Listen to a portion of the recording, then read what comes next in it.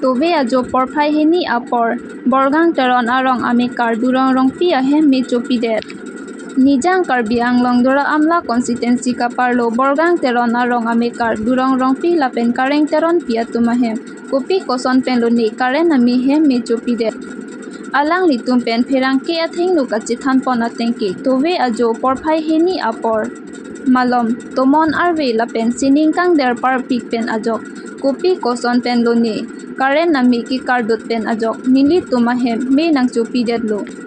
Nili tum abangke philang ahem anathu si mekejang bonta halaputing ahem anathu abangke nili sopi atum si kedo bonta nili sopi atum abangke amethang ahem kachidam joi ajok halaputing ahem abangke kisang abang avidet lo. Lasi Tove ajo abangke kopi koson pen lone karen ami ki kardot pen ajok nili tum ahem ke me nang chopidet lo. Laso ajok nini tum sok sang pen chenglok pe ari dokumen doan lapen longle pata tangka sitame suri thongkep an nahok pon lokusi pachini pon lasi man peng kido kithe kiding mate dura amla local MAC mate KACEM Probhat taro lapen KACCM Dr. Tuliram Ronghang atumaphan nangra bek thapusi alang litum pen perang ke atheng no kachuning ripon pado boithalang sopen khoya diso report ni thate karena meiklo nili tum ke cicini ni megang ikli anke le sopen hirai ke klo pulu nili hama sabraba anke hirai ke klo long ke katha ang bon pu bhariam ne de hom nang ke ter anta nili ke jantan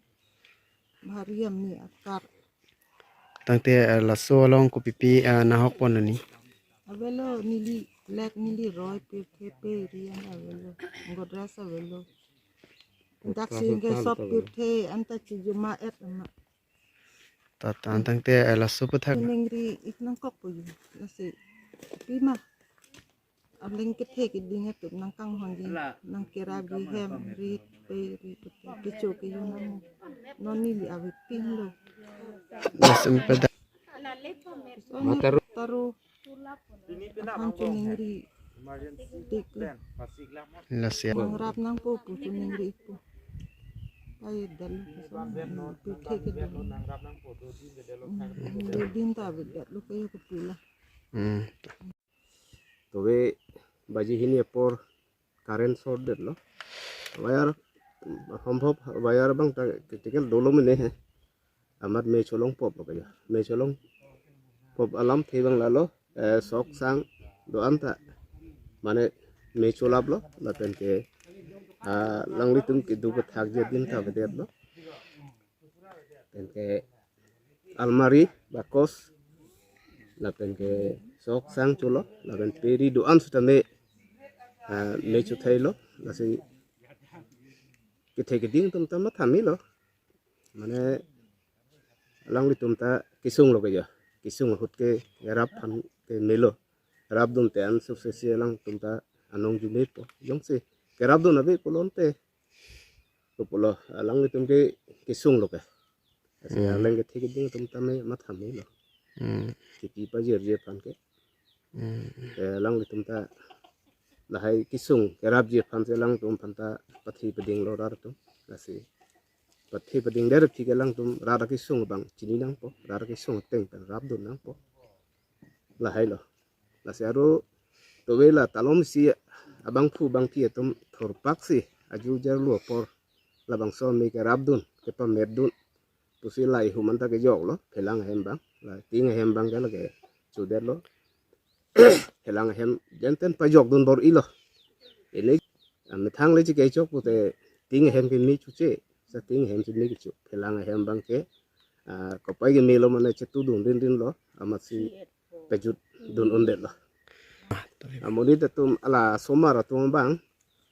hong adona ra hem che dam joi la bang so phi lo he tumi dige som dam lo amat non lombang dak avedet lo bura buri tum bang la helang hem aghor lo he dak se sang lo amat la so phi si la so kaden so long det lo den la so ju bang to we bang ke asomara tum ta vedet lo abang la se la so hem me ki chuda agom long le de lo ka ti di mat hopwa adar nat dorong lo masih teglong ledet pula helatum meg jang apor baji hini apor ke meg perang tung te meg jang suci lo ke ho lalu hai masih latuma gom cuci ni ne der lo amit ho ami adi thi ur ansi kaddu ke bit hek dul dong lo ami na tum ta cuci lo mat hangju hang hai lo thor pak kaddu ke la sebang so me pa medun phan bor I dun lo so bor I pen hilang hem ke pajok dun on lo nelimen ke kono rongpi ke doram lo prai menit ke cini lo